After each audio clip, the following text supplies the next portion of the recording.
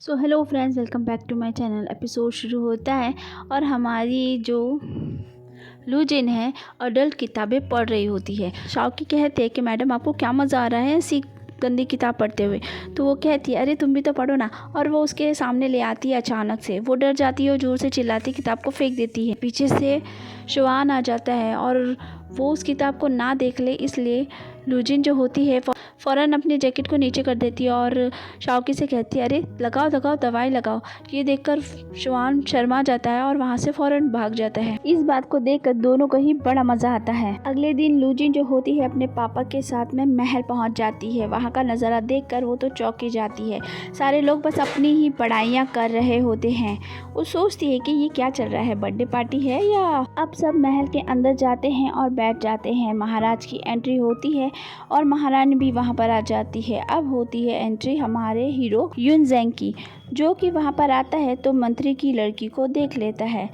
लूजिन सोचती है कि ये मुझे पहचान तो नहीं गया, मगर उसने पहचान लिया होता है, इसलिए वो राजा के सामने पहले तो वो उनको विश करता है और उसके बाद में बोलता है कि मैंने सुना है मंत्री जी की बेटी बहुत अच्छा डांस करती है और गाना भी गाती है, तो क्यों ना आप उसको अपनी परफॉर्मेंस देने का मौका दे ताकि सभी लोग उसका टैलेंट देख सके। राजा जो होता है ये उनकी बात मान जाता है। लूजिन से कहा जाता है तो लूजिन आती है, लेकिन वो बोलती है कि मेरे पैर में लगी है। तो यून कहता है कि डॉक्टर को बुलाइए, अभी पता चल जाएगा। डॉक्टर आके चेक करता है तो डॉक्टर बोलता है कि इनका पैर तो बिल्कुल ठीक है। तो वो बोलती है हाँ मैं तो मजाक कर रही थी। तो राजा उसे बाहर जाने के लिए कह देता है।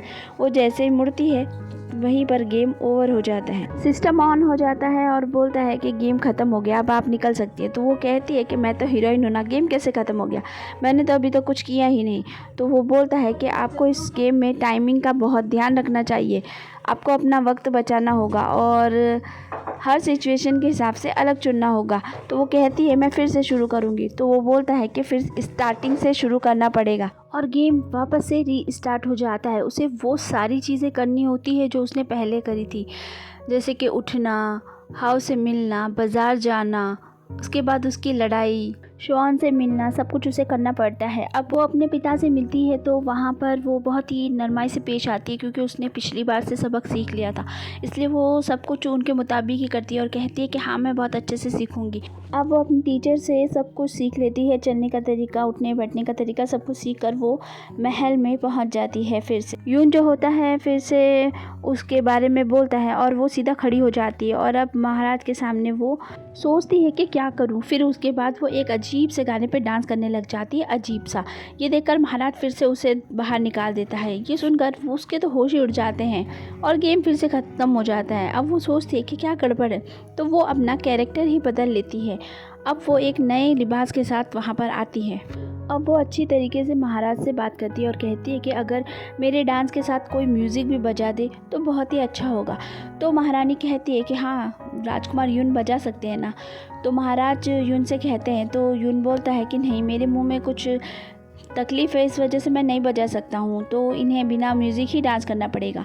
तो वो बोलती है ठीक है कोई बात नहीं। अब वो अपना परफॉर्मेंस शुरू करती है। लूजिन धीरे धीरे अपना डांस शुरू करती है। यून उसे देखकर बोलता है कि बेवकूफ़ लड़की, साधारण सा तो नाच रही है, कौन सा इसमें कमाल कर रही है जो इतना सब लोग इसे गौर लगा कर देख रहे हैं। तभी अचानक ही कोई म्यूज़िक बजाने लग जाता है। तभी लूजिन जो है पूरे जोश के साथ अपना स्कर्ट खोल देती है और तेज़ी के साथ डांस करना शुरू कर देती है। वो बहुत ही बेहतरीन तरीके से नाच रही होती है। यून जो होता है ये सब देखकर उसका तो मुंह खुला का खुला ही रह जाता है और वो बहुत अच्छा परफॉर्मेंस देती है। राजा भी इस बात से बहुत खुश हो जाता है। राजा इनाम के तौर पर लूजिन और यून की शादी तय कर देता है। यून ये सब सुनकर बहुत चौंक जाता है और वो मना कर रहा होता है। लूजिन भी मना करती है, उसके पिता भी मना करते हैं, लेकिन वो लोग नहीं सुनते हैं। और जो लड़का म्यूज़िक बजा रहा होता है वो भी एक बहुत ही अच्छा राजकुमार होता है। वो महाराज के सामने आता है और महाराज को उनके जन्मदिन की बधाई देता है। महाराज बोलते हैं कि तुमने बहुत अच्छा बजाया। वो यून को कहते हैं। महाराज जो है यून से बोलते हैं कि तुम्हें भी इस तरह बनना चाहिए। वो चिढ़ जाता है क्योंकि इन दोनों की बिल्कुल भी नहीं बनती है। दूसरा राजकुमार कहता है कोई बात नहीं, मुझे इस बात का कोई बुरा नहीं लगा, और वो जाकर बैठ जाता है।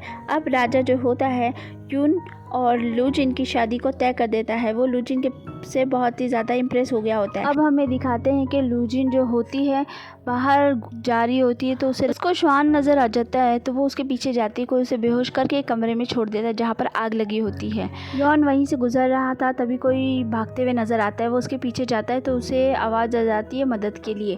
वो अंदर जाकर लू जिन को बचा के बाहर ले आता है। वो उसे टेका लगा के बिठा देता है, लेकिन तभी किसी के आने की आहट की वजह से वो छुप जाता है। वहाँ पर वो दूसरा वाला राजकुमार आ जाता है और वो देख रहा होता है कि लू जिन क्या हुआ।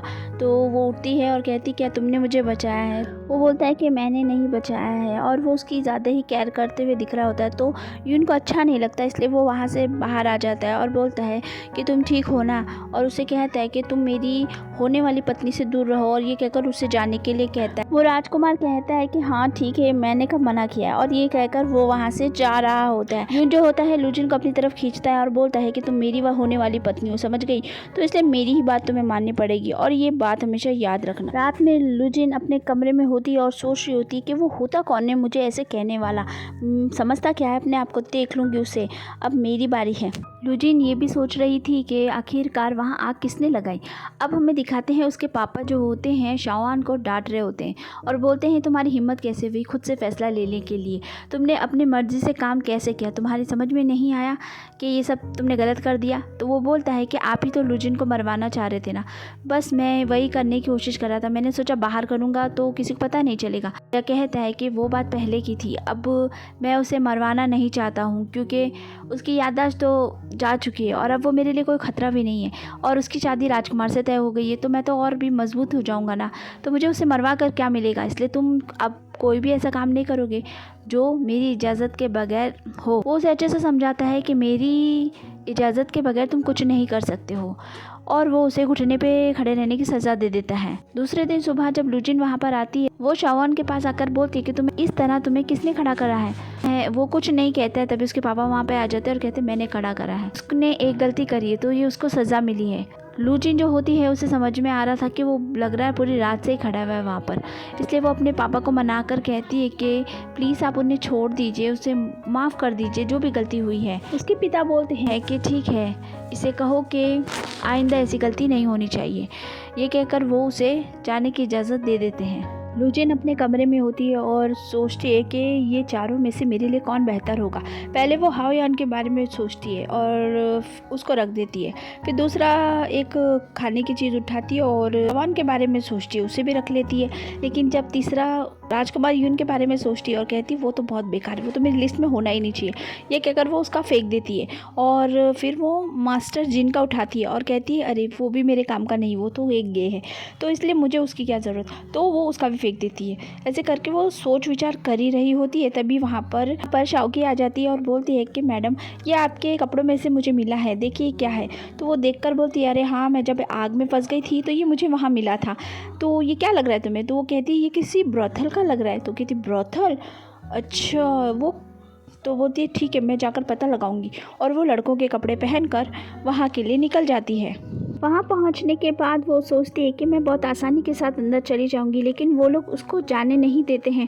फिर उसे समझ में आता है कि क्या वो लोग कहते हैं कि आपका छल्ला कहाँ पर है, तो वो समझ नहीं पाती। फिर वो जब बाजू में देखती है तो दो लोगों के पास छल्ले होते हैं, तो वो समझ जाती है कि यहाँ पर ये दिखाकर ही जा सकते हैं, तो वो उन लोगों से चुरा लेती है। बोलती है कि अब मैं आसानी से चली जाऊँगी, लेकिन तभी पीछे से राजकुमार आ जाता है और यही हो जाता है हमारा एपिसोड ख़त्म। तो फ्रेंड्स, अगर आपको पसंद आए तो चैनल को लाइक कीजिए, सब्सक्राइब कीजिए और शेयर भी कर दीजिए, और चैनल पे नए हैं तो ज़रूर सब्सक्राइब करना मत भूलिए। Bye bye.